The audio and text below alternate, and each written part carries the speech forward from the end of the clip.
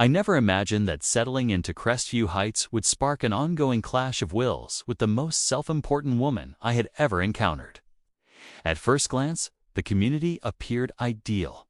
Impeccably trimmed lawns, welcoming residents, and a shared swimming pool that nearly justified the exorbitant homeowners association dues. Merely what the realtor had neglected to disclose was that our HOA was dominated by Brenda Higgins, a woman in her mid-50s, with a sharp blonde bob and a constant frown, capable of souring fresh cream. My initial run-in with Brenda occurred merely 3 days after we moved in. I was setting out my garbage cans at the curb on a Tuesday evening when she strode purposefully across the street. Clipboard clutched firmly, her neutral-toned cardigan billowing behind her like a commander's banner. Pardon me, but collection day isn't until Thursday, and containers may only be placed curbside after 6 p.m. the evening prior. She declared with an overly saccharine grin that never touched her eyes. It's detailed in the HOA guidelines, page 17, paragraph 3. Have you even bothered to review it? I offered a calm apology, noting that the movers had mistakenly informed me that Tuesday was pickup day. Brenda appeared mildly let down that I didn't push back, letting out a small huff as she jotted something on her clipboard before marching off. I had no idea then that this was merely the first shot in what would evolve into a full-blown suburban skirmish. In the months that followed, I was hit with infraction letters for every conceivable offense. Lawn grass exceeding the limit by ½ an inch, a coiled garden hose in view from the road, and keeping my garage door raised longer than 30 minutes while bringing in groceries. Every citation bore Brenda's flourish of a signature, along with a thinly veiled lecture about how everyone must contribute to preserving property values in Crestview Heights. In spite of her relentless oversight, I kept my cool, replying politely each time explicitly and promptly fixing the issues. This composure only seemed to aggravate Brenda further, as though my choice to avoid confrontation was depriving her of the confrontation she secretly desired. I observed that she singled out, other recent arrivals as well, yet she reserved a special intensity for me ever since. I had politely challenged the need to repaint every mailbox and the development at residence costs during one HOA gathering. Matters intensified sharply once I began working remotely. I had just started my independent consulting firm, which brought a steady stream of shipments containing office materials, electronic devices, and other professional essentials. Brenda, who evidently spent her days stationed at her front window surveying the street, quickly registered the increase in deliveries to my address. One afternoon, while I was deep into a crucial video conference with a prospective client, my phone alerted me to a newly arrived parcel. I couldn't break away from the discussion, but I wasn't worried. Our area had always felt secure, and my Ring camera would record anyone nearing the front steps. The meeting stretched on far longer than planned, close to 2 hours. And when I finally stepped outside to collect the box, it had vanished entirely. Reviewing the doorbell footage left me speechless. There was Brenda, approaching my porch roughly 20 minutes post-delivery. Glancing around suspiciously before grabbing the package and scurrying off, I could hardly process it. The president of the HOA was committing mail theft, a serious federal crime, all because, apparently, she disapproved of the volume of parcels I received. Instead of accusing her right away, I chose to build a stronger case. I installed a second camera, concealed within a decorative planter by the entrance, and bided my time. Predictably, within the following week, 2 additional packages went missing under identical circumstances. On each occasion, Brenda would linger until mid to late afternoon, when most people were away at jobs, saunter casually onto my porch while feigning interest in some fabricated rule infraction, then depart with my item discreetly secured beneath her arm. What struck me as especially noteworthy was her refined method. Always toted a stack of authoritative-looking papers, pausing now and then to scribble observations during her neighborhood patrols, providing flawless camouflage for her illicit behavior. She even sported a lanyard bearing what appeared to be an official identification badge, as though conducting legitimate oversight rounds. The brazen confidence was nearly impressive if it weren't so maddening. Later, chatting quietly with my neighbor, Susan, over our shared fence one evening, I learned that Brenda had been wielding ever more despotic control over the HOA for almost 7 years. Nobody dared to challenge her in the yearly board elections. Susan whispered her warning, glancing around nervously, as if fearing hidden listeners.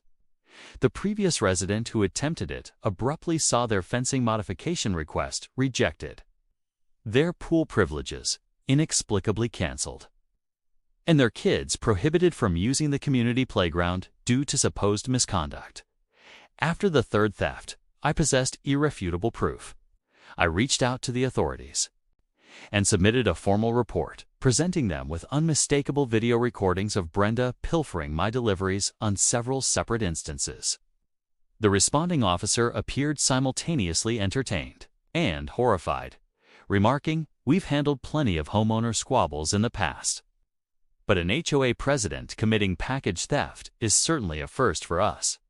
The following day, a pair of officers showed up at Brenda's residence just as she was conducting the regular monthly HOA board session in her living room, a tidbit I picked up afterward from my neighbor who held the position of board secretary.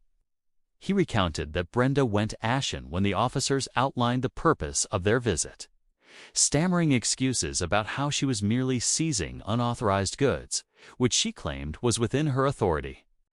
As HOA president, when pressed to show these allegedly forbidden items, she hesitantly guided them to her garage, where they discovered not just my 3 missing parcels, but almost a dozen more belonging to various other residents across Crestview Heights. Among them was a prescription shipment that a neighbor had reported lost the month before. Brenda's justification that she was safeguarding the items, pending official HOA clearance, collapsed entirely once the officers explained that tampering with mail or packages constituted a federal violation, irrespective of her title. I didn't witness her detention personally, but word spreads rapidly in a close-knit suburban area. By evening, my phone lit up with messages from acquaintances I hardly knew, relaying specifics and voicing their astonishment, though quite a few confessed they weren't wholly shocked considering Brenda's long pattern of exceeding her bounds. The highlight was a note from the board secretary announcing that an urgent session had been convened, resulting in Brenda's immediate and unanimous ouster from her role until her legal matters were solved. The exposure appeared to shatter a long-standing enchantment over Crestview Heights. Abruptly, residents who had previously kept to themselves began congregating in driveways, exchanging accounts of Brenda's oppressive regime. Even more disturbing were the revelations that surfaced: how she had exploited her access to homeowner details to anonymously complain to employers over minor perceived offenses, how she had covertly snapped photos of kids engaging in harmless play on their own yards, and how she had diverted HOA resources to favor enhancements closest to her house while ignoring the broader neighborhood. 2 days on, the police returned all 3 of my recovered packages to my front steps, released now that they had served as evidence. The contents were utterly mundane: a cordless keyboard, business accounting software, and premium printer paper, nothing remotely resembling the illicit materials Brenda had, apparently, envisioned. For my own satisfaction, I reviewed the HOA regulations personally and confirmed there was 0 language restricting deliveries in terms of type or quantity. Brenda's court appearance arrived sooner than anticipated, thanks to the clear-cut evidence and compelling footage. I testified alongside multiple other neighbors whose stolen items had been recovered from her garage. During the hearing, Brenda clung to her haughty attitude, asserting she was simply upholding standards, and that we all owed her gratitude for her diligence. The judge dismissed her claims outright. Following barely an hour of statements, he convicted her of mail theft, a federal crime. The penalty was severe: 6 months under house arrest, a $5,000 fine, mandatory compensation every victim, and 3 years probation. As the sentence was pronounced Brenda's expression twisted in outrage, her polished veneer shattering as she grasped that her dominance over Crestview Heights had met an ignominious conclusion. But I was safeguarding our community, she wailed as a court official moved to attach her ankle bracelet. This is my neighborhood. I'm the one in charge. The sheer incredulity on her face as the truth finally registered remains etched in my memory. That instant, when Brenda learned that no HOA president stands above the law. The delicious irony of her own confinement to the very home she had long used as headquarters for surveilling and dictating. Everyone else was appreciated by the entire community.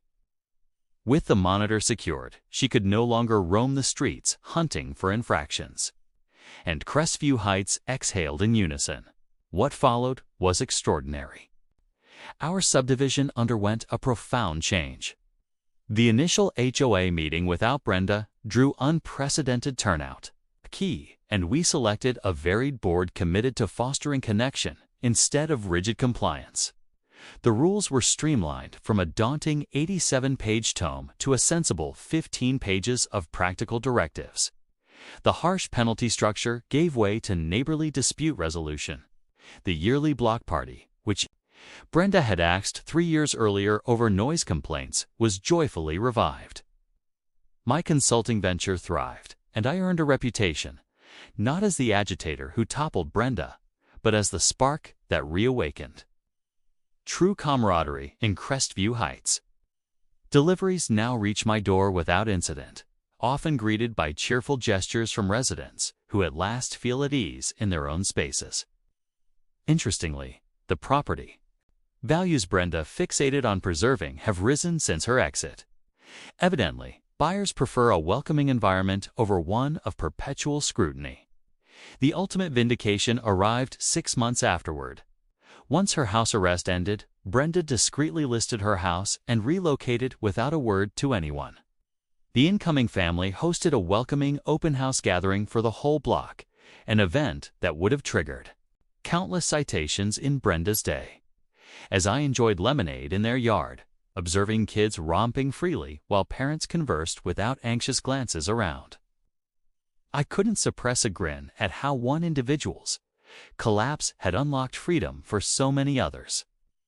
If you enjoyed this story, make sure to subscribe to HOA Conflicts for more.